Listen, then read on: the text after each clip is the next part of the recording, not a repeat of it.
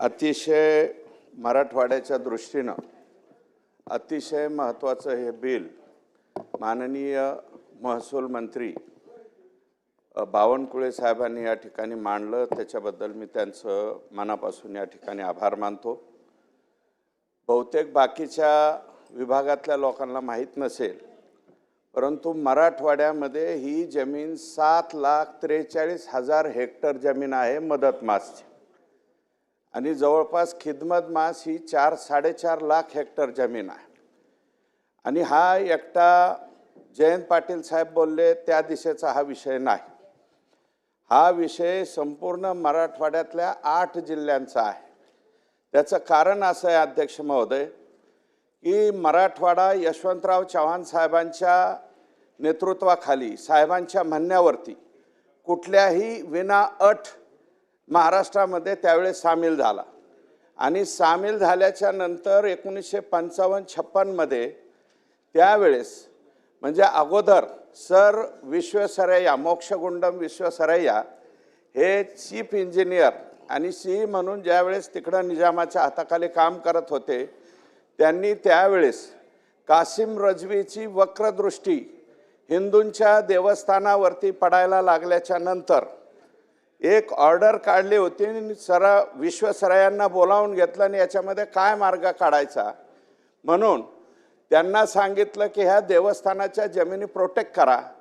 आणि प्रोटेक्ट करत असताना त्यावेळेस मदत मास आणि खिदमत मास अशा 2 प्रकारच्या जमिनी या त्या ठिकाणी नोंद केल्या, आणि त्या नोंदीमध्ये अध्यक्ष महोदय फक्त मुस्लिम समाजाच्या जमिनी सामील नाही झाल्या, हिंदू देवस्थान जमिनीवरती सुद्धा मदत मास आणि खिदमत मास अशा प्रकारची नोंद केली गेली। आणि ही नोंद झाल्याच्या नंतर ज्या वेळेस आता 55-56 ला जेवढ्या वारसदारांनी त्याच्यामध्ये नावं नोंदवली, या कायद्यामध्ये कधीही बदल झाला नाही, अमेंडमेंटच झाली नाही। ती डायरेक्ट आता ज्या वेळेस विखे पाटील साहेब या खात्याचे मंत्री झाल्याच्या नंतर मी सुधाकरराव कल्याणकर, माननीय अशोकराव चव्हाण साहेब, राणा जगजितसिंह पाटील साहेब असे 4-2 लोक याच्यामध्ये पहिल्यांदा सामील झालो। आणि याच्यामध्ये अध्यक्ष महोदय धाराशिव, आता इथं पाटील आमदार आहेत धाराशिवचे, कळम आणि धाराशिवचे, धाराशिवचं अख्खं शहर हे मदत मास जमिनीमध्ये आहे। लातूरमध्ये सुद्धा हीच परिस्थिती आहे। नांदेड वाघाळा महानगरपालिका पूर्णच्या पूर्ण मदत मास जमिनीमध्ये अध्यक्ष महोदय, आणि यांचा तर पूर्ण मतदारसंघ आहे। हे संभाजीनगरमध्ये हीच परिस्थिती आहे, जालन्यामध्ये हीच परिस्थिती आहे, बीडमध्ये हीच परिस्थिती आहे। अध्यक्ष महोदय 7,43,000 हेक्टर जमीन ही मदत मास त्या ठिकाणी होती, आणि बहुतांशी जमिनी ह्या शहराच्या शेजारी आल्या, आणि याच्या बाबतीमध्ये निर्णय घ्यावा अशा प्रकारची विनंती ही या ठिकाणी झाली। परंतु अध्यक्ष महोदय मवियाचं सरकार असताना याच्यामध्ये सर्वाधिक टार्गेट झालो मी। माझ्यावरती अध्यक्ष महोदय माझ्या कार्यकर्त्यांच्यावरती 30 गुन्हे दाखल करण्यात आले। अध्यक्ष महोदय कुठेकडूनच गुन्हा दाखल करता येत नाही म्हणून वक्फ बोर्डाकडनं गुन्हा दाखल करण्यात आला। अध्यक्ष महोदय DYSPनी चौकशी केली, त्याच्यात माझं आणि माझ्या कुटुंबियाचं कुठं नाव आलं नाही। नंतर SCची म्हणजे ॲडिशनल कलेक्टरची ॲडिशनल SP ची चौकशी लावली, त्याच्यात काय आलं नाही। पुन्हा माननीय गृहमंत्री अनिल देशमुख साहेब असताना एक SIT नेमण्यात आली, याच्यात तरी सापडतोय का म्हणून SIT नेमली। अध्यक्ष महोदय त्या SIT मध्ये कुठेही माझं माझ्या कुटुंबियाचं नाव आलं नाही। नंतर अध्यक्ष महोदय माझ्या बाबतीमध्ये जो प्रकार वापरला गेला, कलम 17 अन्वये ACBच्या चौकशीच्या बाबतीत लोकप्रतिनिधीची चौकशी त्या विभागाने मान्यता दिल्याशिवाय होत नाही। अध्यक्ष महोदय मी महसूलचा राज्यमंत्री राहिलेला व्यक्ती आहे। अध्यक्ष महोदय माझी चौकशी षडयंत्र कोणाचं आहे ते या ठिकाणी कळेल ना। अध्यक्ष महोदय बाळासाहेब थोरात साहेबांनी माझ्या विरोधातल्या या चौकशीला परवानगी दिली नाही। अध्यक्ष महोदय याचा एक योग्य वापर माझ्या विरोधात करण्यात आला, हायकोर्टामध्ये गुन्हा दाखल करण्यात आला, केस दाखल केली। कोर्ट नवीन होतं, कोर्टाने ऑर्डर केली यांची चौकशी करा. ACBची चौकशी सुद्धा अध्यक्ष महोदय देवेंद्र फडणवीस साहेब किंवा एकनाथ शिंदे साहेबांच्या सरकारच्या कालावधीत थांबतो. या सरकारच्या कालावधीत झाली नाही. माननीय उद्धव ठाकरे साहेब या राज्याचे मुख्यमंत्री असताना त्यांचा काही संबंध नव्हता, परंतु राष्ट्रवादीच्या लोकांनी ACBची चौकशी सुद्धा लावली. अध्यक्ष महोदय, ACBची सुद्धा चौकशी झाली, ओपन इन्क्वायरी झाली. ओपन इन्क्वायरीमध्ये सुद्धा कुठेही माझं किंवा माझ्या कोणत्या याचा काहीही संबंध आला नाही, अशा प्रकारचे क्लिअर हे झालं. अध्यक्ष महोदय, जयंत पाटील सांगतायत ते काही लोक अहिल्यानगरच्या रोहितदादा पवारांच्या मतदारसंघामध्ये कुठंतरी स्पेशल डुकराचं मटण भेटतं, त्या ठिकाणी दारूच्या धंद्यावरती आणि डुकराचं मटण मिळतं, तिथं कुणाच्या तरी मारामाऱ्या झाल्या की लगेच दुसऱ्या दिवशी चालू करायचं. सुरेश धस यांनी हाणमार केली. अध्यक्ष महोदय, 10-15 दिवस झाले आणि 15 दिवसाच्या नंतर सुद्धा अजून कुठेही चौकशीमध्ये काही सापडत नाही. आणि उठायचं सुटायचं आणि इज्जती घ्यायच्या, अशा कोणाच्याही इज्जती घेण्याचा तुमचा संबंध नाही. आणि अध्यक्ष महोदय, 12 नाही रोहित दादा तुमचा रोहित दादांना बोलू द्या, मग बोलतो. बोला, त्यांना हरकत असेल तर बोलू. अध्यक्ष महोदय, माझ्या मतदारसंघाचं नाव या ठिकाणी अध्यक्ष महोदय घेतलं. अध्यक्ष महोदय, जामखेड ही भूमी पुण्यश्लोक अहिल्यादेवी होळकरांची जन्मभूमी आहे. संत श्री गीते बाबांची ते कर्मभूमी आहे, संत श्री सीताराम बाबांची कर्मभूमी आहे.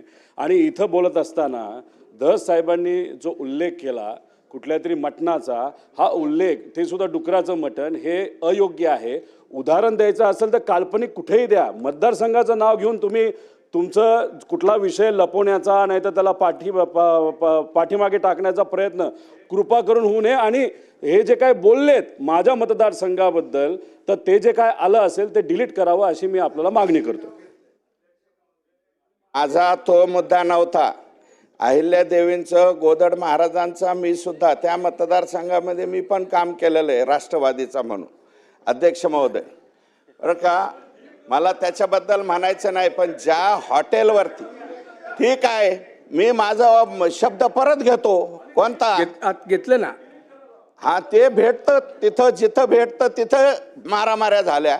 अध्यक्ष महोदय, त्या भागामध्ये कोणता एक देव आहे आणि तिथपासून रुई 36 पर्यंत सुरेशराव विषय मर्यादित आहे. मर्यादितच बोलतोय, लवकर घ्या. हे बघा, ऐका, नाव न घेता अशा पद्धतीने वळवावळ करून जयंत पाटील साहेब जे बोलले ना, त्याच्यामुळे मी हे बोलतोय. विषय वेगळा आहे. तुम्ही अध्यक्ष महोदय, रात्री 1-1 वाजता माझ्या स्वतःच्या घरामध्ये मवियाचं सरकार असताना यांनी रात्री 1-1 वाजता DYSP PI माझ्या घरामध्ये पाठवले. विषय वेगळा आहे. अध्यक्ष महोदय, आणि 1 वाजता दरवाजा उघडून आणायचे आहेत का घरात बघायला आलो. हे मवियाच्या सरकारामध्ये आम्ही अनुभवलेलं आहे. अध्यक्ष महोदय, यांनी फार चुकीच्या पद्धतीने वागणूक त्या कालावधीमध्ये दिली. कंगना राणावतचं घर पाडण्यापासून सगळ्यापर्यंत.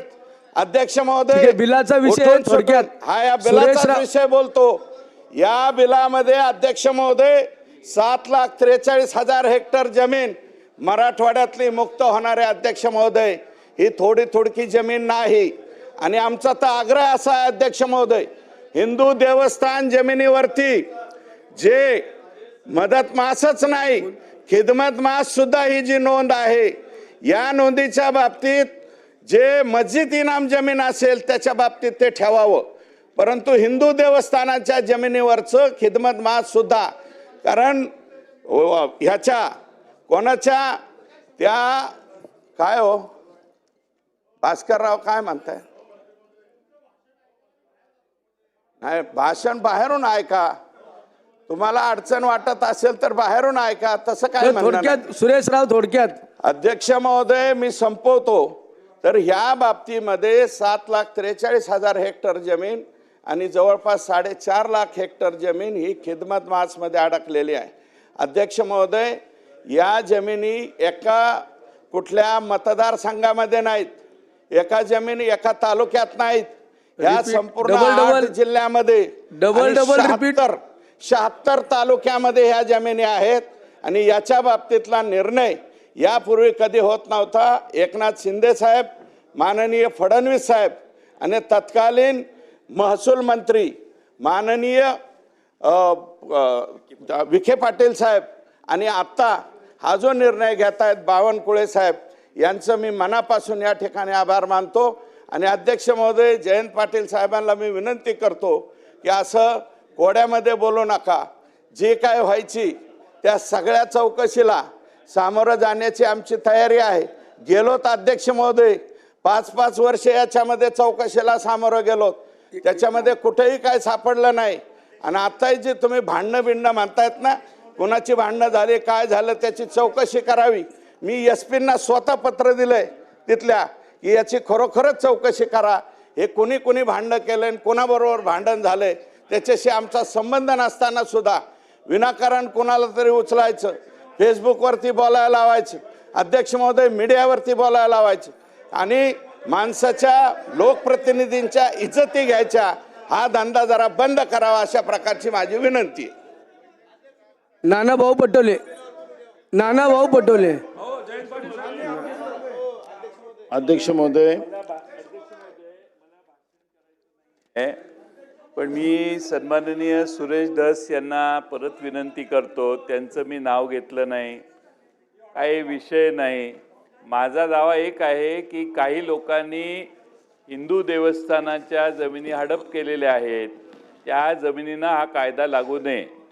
आता कुठं मारहाण झाली याचा मी उल्लेख केला, मी काय नाव त्यांचं घेतलं का, पण त्यांनी उभा राहून स्वतःवर एखादी गोष्ट माणसानं स्वतः अंगावर कशी घ्यायची ह्याचा उत्तम आदर्श तुम्ही घालायला लागलाय.